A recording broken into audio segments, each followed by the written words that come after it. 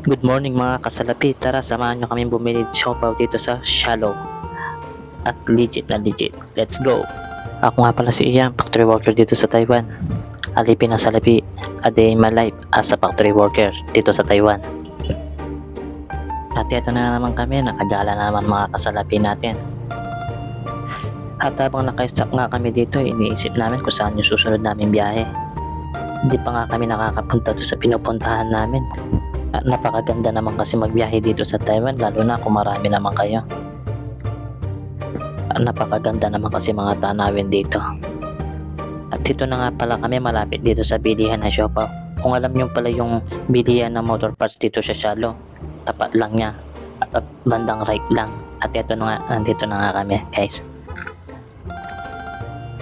At yan nga, pinapadiretso na nga ako ni Kuya Julius sa pagpark dun sa parkingan. At ito nga, inaayos ko nga pagparking ko nga ng motor. Kaya lang dumating bigla tong kaibigan ko to. At siya yung nagpark. Kaya ang ginawa ko, dito na lang ako nagpark dito sa tabi. At pumasok na nga kami. At ito nga, sakto nga pala yung pagdating namin dito. Sakto sineserve yung mga siopaw. At ito nga, nilalantakan na nga namin ang mga siopaw dito. At dito nga pala, 20 NT lang pala per each na siopaw ni na ate. Pinay din pala yung may-ari dito. Pork siopaw nga pala yung tinitinda nila dito at meron din silang tinitindang ibang tinapay at legit na legit ang kanilang siopaw. At yan pala nga yung kanilang harapan. At dito nga pala, tagis ang lingguhan na pala yung binibili namin. At every morning namin yung kinakain. Napakasarap naman kasi sa halagang 20 NT mo, solve na solve ka na. At dito nga pala guys, tumulong na pala si Papa Aus na magbalo ng siopaw.